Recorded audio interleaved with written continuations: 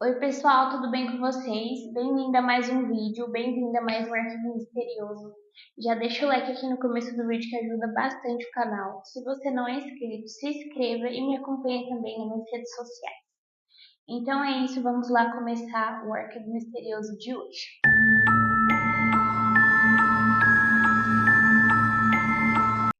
No nosso Arquivo Misterioso de hoje, a gente vai contar a história dos irmãos Menendez. José Henrique Menendez nasceu em 6 de maio de 1944 em Ravenna, Cuba. E aos 16 anos, logo após o início da Revolução Cubana, ele foi enviado aos Estados Unidos para morar com parentes. Ele acabou estudando na Southern Illinois University, onde conheceu Mary Louise, que era apelidada de Kitty. Ela era um pouco mais velha do que ele. Ela havia nascido em 1949. A Kitty ela era muito bonita e ela chegou a participar de alguns concursos de beleza e também chegou a ganhar alguns. Logo então eles se casaram em 1963 e se mudaram para Nova York, onde o José acabou se formando em contabilidade no Queens College. Algum tempo depois, o José acabou se tornando executivo corporativo de uma empresa de entretenimento conhecida como International Video Entertainment, que hoje em dia ela acabou mudando de nome para uma franquia que acabou criando, o famoso filme Bruxa de Blair. E conforme a Forbes, o José tinha um patrimônio total avaliado em aproximadamente 14 milhões, que superaria 36 milhões de dólares na cotação atual. E o primeiro filho do casal, Joseph Lion Menendez, que todo mundo chamava de Lion, nasceu em 10 de janeiro de 1968. E a Kitty, logo após o nascimento do primeiro filho, ela acabou deixando seu emprego como professora e se dedicou a cuidar somente do filho e do marido. Então a família acabou se mudando para Nova Jersey. Já o segundo filho do casal, Eric Menendez, acabou nascendo em 27 de novembro de 1970, em Gloucester Township. Em 1986, a carreira do José como executivo do setor musical levou a família para Beverly Hills, Califórnia. No ano seguinte, o Eric começou a frequentar o ensino médio na Beverly High School, onde teve notas médias, mas mostrou ter talento mesmo para o tênis. E a família foi algumas vezes tida como feliz, mas na verdade o José era descrito como um valentão mulherengo, obcecado por sucesso e que adorava ser competitivo. Já a Kitty havia tentado suicídio 10 vezes. E o José também tinha vários casos fora do casamento às escondidas, como várias viagens sozinho. Nunca levava a Kitty. E muitos diziam que a Kitty sabia sobre as traições, mas fingia que não se importava. Já o José, ele exigia muito do Eric e do Lion. Ele queria que eles tivessem uma carreira esportiva, não importasse no que, na natação, no tênis, no futebol. Ele só queria que eles fossem perfeitos e que eles tivessem uma carreira de atletismo. Eles tinham que treinar várias horas por dia e também eles tinham uma dieta bem regrada. Eles não podiam comer doces, sorvete, nem nada derivados de leite, nem nada do tipo. Ele tinha um caderninho ali com o que eles podiam comer. Um dos irmãos conta que uma vez o José acabou pegando um deles comendo um cookie de chocolate, então o José deu um soco no estômago dele como castigo. E também um deles disse que o José, uma época, queria que eles fossem bem na natação. Então, José levava eles para a natação e por muitas vezes ele segurava a cabeça deles dentro da água e dizia que assim eles teriam os pulmões mais resistentes e assim ganhariam a competição e se destacariam dos outros. E o José também dizia que eles não poderiam ser amigos porque senão iria estragar a competitividade deles. E a Kitty, por incrível que pareça, ela sabia de tudo, mas ela não ajudava os meninos, ela não se importava nem um pouco, ela dizia que ninguém foi bom com ela, então porque ela teria que ser boa com eles. Ela também, quando ela descobria alguma coisa que os meninos estavam fazendo, como comer doce, alguma coisa do tipo, ela sempre ameaçava contar para o José. E em todas as discussões, todas as brigas, ela nunca ficava do lado dos meninos, ela sempre defendia o marido. E o Lion, ele era muito pressionado pelo pai, por ser o filho mais novo. O José cobrava muito dele, já o Eric era mais próximo da mãe. E quando o Lion fez 14 anos, ele começou a perder muito cabelo a ponto de realmente ficar careca. Então ele foi forçado pelos pais a usar peruca. E o Eric, ele não sabia que o irmão usava peruca. E nunca contou pra ele. Teve uma vez só que, durante uma discussão, que o José arrancou a peruca dele. Aí sim que o Eric viu, né, que o irmão não tinha cabelo. E os irmãos, apesar de serem ricos, ainda na adolescência, passaram a roubar por diversão. E além de se envolverem em brigas e outras confusões, o que preocupava seus pais. O Lion chegou a ser suspenso da Easton Day School por plágio. E em 20 de agosto de 1989, o Lion e o Eric resolveram ir até o cinema assistirem Batman e os pais ficaram em casa. Então, os pais ficaram em casa assistindo TV. E o Lion, nessa época, tinha 21 anos e o Eric tinha 18. E por volta das 20 horas, dois homens armados e mascarados entraram dentro da casa carregando espingardas. E esses dois eram o Eric e o Lion. Eles haviam comprado, né, as armas 2 dias antes do crime. Eles balearam o pai diversas vezes, e que o José levou 6 tiros ao total e um tiro na nuca que o quase decapitou. Já a Kitty levou 10 tiros porque ela quase conseguiu fugir. Os tiros atingiram tanto seu rosto que a deixaram irreconhecível. Então Lion acabou ligando desesperadamente para a polícia. Na ligação ele realmente parecia que estava chorando, que estava desesperado, e disse: Beverly Hills emergency. Yes, please. What's the problem? What's the problem? What's the problem? I'm trying to kill my parents. Pardon me? What? Who? Alguém matou meus pais. Quando os policiais chegaram, os irmãos estavam bem abalados. Eles disseram que os assassinatos haviam ocorrido enquanto eles estavam no cinema vendo Batman. Depois eles teriam participado do festival anual Taste of lá no Santa Monica Civic Auditorium e que depois eles tinham retornado para casa e encontrado os pais. E durante o início da investigação, a polícia tentou restringir sua busca aos suspeitos que tinham motivos para matar o casal. Eles também investigaram possíveis mafiosos, já que os irmãos tinham dito que o crime estava relacionado à máfia ou à vingança, já que o seu pai tinha muitos inimigos por ser rico e ser competitivo. E à medida que as investigações prosseguiram, as autoridades começaram a desconfiar dos irmãos, já que eles tinham motivos financeiros óbvios para terem cometido os crimes, já que eles estavam esbanjando logo após a morte dos pais. Nos meses após o crime, o Lion comprou um relógio Rolex bem caro, um Porsche Carrera, uma casa em West Nova Jersey e também acabou comprando um restaurante em Princeton.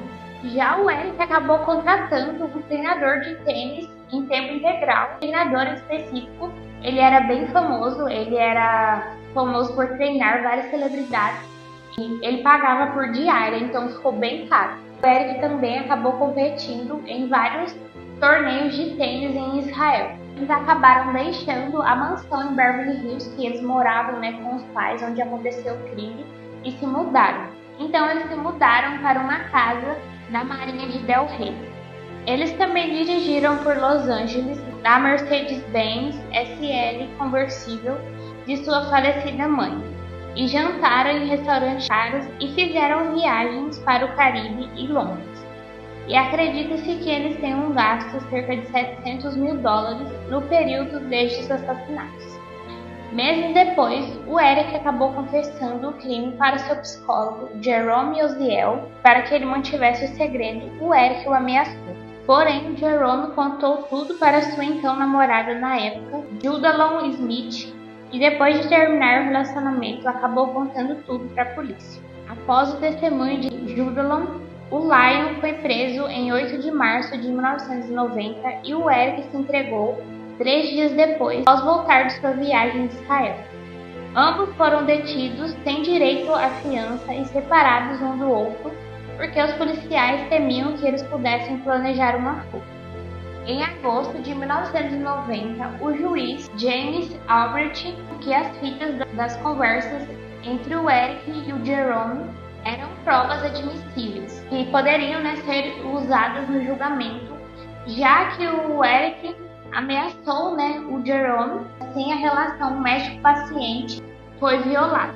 A defesa tentou apelar, né, com a decisão do juiz, e o julgamento acabou sendo adiado por 2 anos. E a Suprema Corte da Califórnia decidiu em agosto de 1992 que a maioria das fitas eram admissíveis, exceto a fita que o Eric discutia sobre os assassinatos. E com essa decisão, em dezembro de 1992, foram formalmente acusados do assassinato de seus pais. E o caso Menendez, ele acabou se tornando em proporção mundial. E o Court TV acabou transmitindo o primeiro julgamento ao vivo em julho de 1993. Citados pela advogada Leslie Amberson, os irmãos declararam que foram levados ao assassinato por uma vida inteira de abusos físicos e psicológicos nas mãos de seus pais, e que por conta dos abusos e estresse, o cabelo do Lyon começou a cair. Realmente, abuso sexual pelo pai, que foi descrito como um perfeccionista cruel e pedófilo. Enquanto isso, sua mãe foi descrita como uma viciada em drogas, alcoólatra, egoísta e mentalmente instável que encorajava o comportamento de seu marido e às vezes também era violenta com os filhos. And between the ages of 6 and 8, did your father have sexual contact with you? Yes. And how did it start?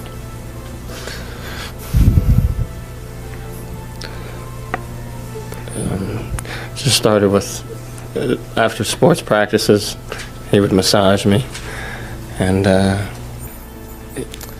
we would have these talks, and he would show me. We would have these talks, and he would show me, fondle me, and he would ask me to do the same with him. Fondle me. I would touch him. We would undress him, and I would touch him, and we would undress. Where would this take place? In my bedroom. Where would this take place? In my bedroom. As alegações contra o casal foram apoiadas por familiares, com várias pessoas testemunhando. Indicando, primo dos irmãos disse que quando criança, o Eric lhe contou sobre o abuso que ambos descreveram como massagens penianas.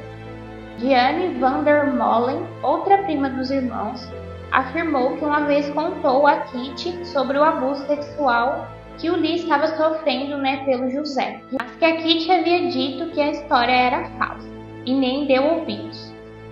E evidências físicas também foram fornecidas pela defesa, que incluiu fotografias da genitália do Lyon e do Eric tiradas por seu pai quando os irmãos ainda não eram crianças. Então, por várias vezes, né, o José tinha várias fotos deles nus, e também o José acabava espiando eles, né, quando eles estavam trocando de roupa, ou entrava no quarto enquanto eles estavam trocando de roupa, sem pedir permissão. E o Eric e o Lyon, eles nunca tinham visto, né, essas fotos. Eles sabiam, né, que tinha uma foto ou outra de quando eles eram crianças, mas eles nunca chegaram a ver essas fotos. As fotos foram expostas, né, no julgamento. Então ali foi a primeira vez que eles estavam vendo mesmo aquelas fotos. What do you believe was the originating cause of you and your brother ultimately winding up shooting your parents? Me telling. You telling what? Me telling Lyle that, You telling Lyle what?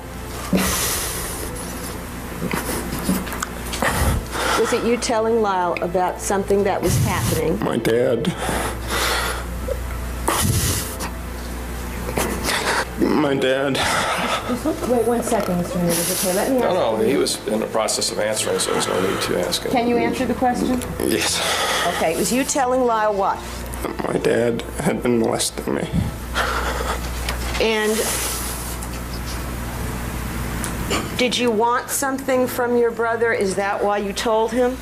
I wanted to stop him. Were you seeking help from your brother? Yes. E em seus depoimentos, o Lyon e o Eric disseram que os abusos haviam recomeçado poucas semanas antes do crime, o que tinham levado, né, a vários confrontos entre eles e os pais. E eles também disseram que o pai havia ameaçado matá-los se eles contassem a alguém. E na mesma época eles disseram que encontraram alguns rifles escondidos, né, no quarto dos pais. E que então eles resolveram comprar também rifles para eles para se protegerem.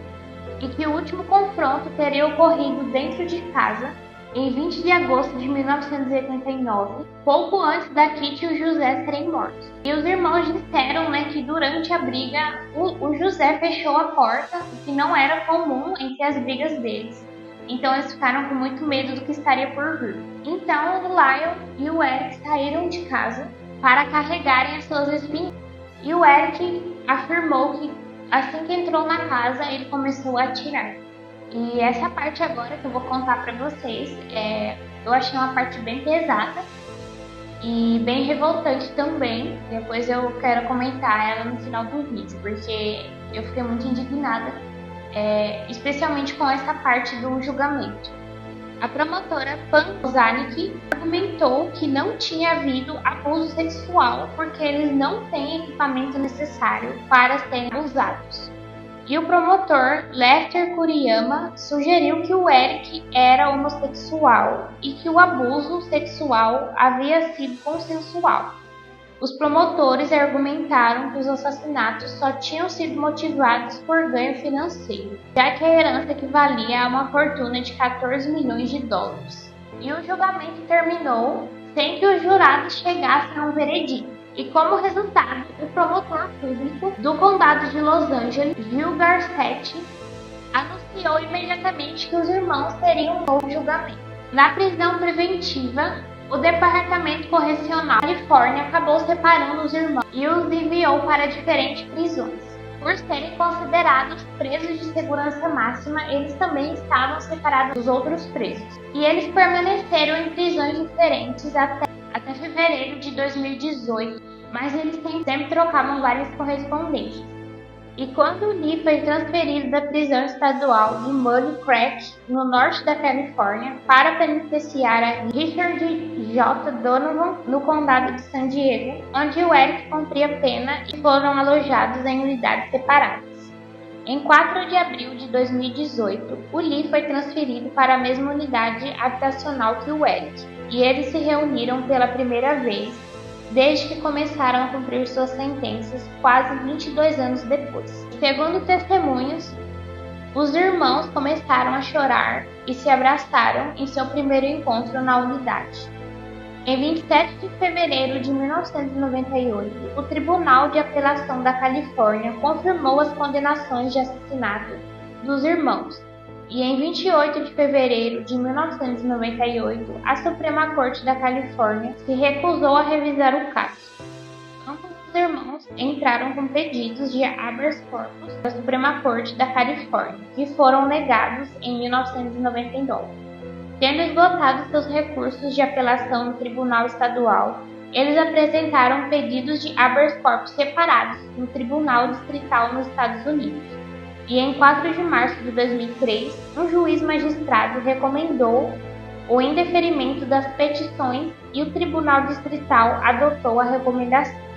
Eles então decidiram apelar ao Tribunal de Apelações dos Estados Unidos, mas em setembro de 2008, um painel de 3 juízes negou ambos os pedidos de habeas corpus. Embora o juiz Alex Kozinski tinha declarado que o juiz Heisenberg mudou muitas de suas decisões durante os julgamentos. O Lyle ele chegou a se casar 2 vezes. Na prisão, ele acabou se casando pela primeira vez em 1996 com Anna Erickson, mas o casamento acabou terminando em divórcio quando a Anna descobriu que ele estava traindo. E em 2003, ele se casou novamente com Rebecca Smith, com quem está junto até hoje. Já o Eric também se casou com Tammy Ruth Tacoman em 1999. E a Tammy acabou escrevendo um livro, sobre o casamento dela com o Eric, já que ele era um prisioneiro. E os irmãos Menendez continuam presos até hoje com um veredito de prisão perpétua. E atualmente o Eric tem 53 anos e o Lyle tem 56. E a Netflix, lançou recentemente a série Monstros, que conta, a história dos irmãos Menendez, Porém, a série deixou, né, algumas coisas de fora, né, como os casamentos deles e outras coisas da história também. Tem o depoimento completo dos dois, né, conta um pouquinho da história, né, do José e da Kitty. No documentário deles, né, eles contam detalhadamente todos os abusos que eles sofriam. Eu particularmente achei bem pesado e muito forte, né, o relato deles. Então esse foi o Arquivo Misterioso de hoje, e esse caso, né, especificamente eu não poderia deixar, né, de dar minha opinião sobre o caso. É muito, muito pesado. Tem outros casos aqui no canal também, né, que eu já contei, que também são pesados. O caso é pior ainda pra mim, porque eu acredito sim na inocência deles, tá, gente? Eu sei que tem muita gente agora que saiu essa série recente, tá todo mundo com várias opiniões, mas eu acredito que eles são inocentes sim. Se vocês verem o depoimento deles, vocês vão ver nitidamente ali que eles estão chorando muito no depoimento, contando todos os abusos. Eu não acho que é tudo uma invenção, eu não acho que alguém mentiria a esse ponto. Por mais sociopata, psicopata que a pessoa fosse, impossível a pessoa falar daquele jeito ali, chorando. Tem um parente em específico dos irmãos que eles estavam ali no julgamento e disse que um deles estava chorando ao contar ali o depoimento, que até a veia da cabeça dele estava ressaltada de tanto que ele estava chorando ali. Impossível, né, alguém forçar o choro a esse ponto. Eu acredito que foi por vingança, né? Eles estavam sofrendo muito na mão dos dois, né? Desde criança. O Lion conta que os abusos, né, dele começaram quando ele tinha apenas 6 anos.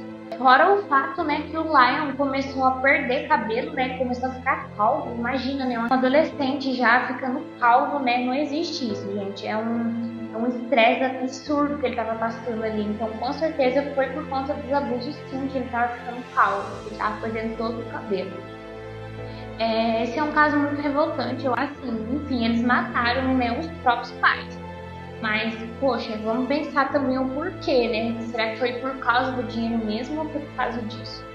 E outra coisa também que me chocou muito foi a opinião, né, dessa promotora de justiça, dizer que eles não poderiam ter sofrido abuso porque eles são homens, porque eles não têm, né, o órgão genital igual das mulheres. Nossa, eu fiquei indignada com isso, realmente. Cadê, né? Cadê a justiça? A gente acha que a justiça aqui no Brasil é falha, mas lá nos Estados Unidos também. Eu fiquei muito, muito mal com isso, muito revoltada. Eu acredito sim neles e que eles poderiam ter a pena reduzida sim. Enfim, então esse foi o Arquivo Misterioso de hoje. Eu quero saber a opinião de vocês. Deixem aqui nos comentários o que vocês acham, se eles são inocentes ou não. Se você não deixou o like, já deixa, que ajuda bastante o canal. Se você não é inscrito, se inscreva e me acompanhe também nas minhas redes sociais. Então é isso, um beijo e até o próximo Arquivo Misterioso.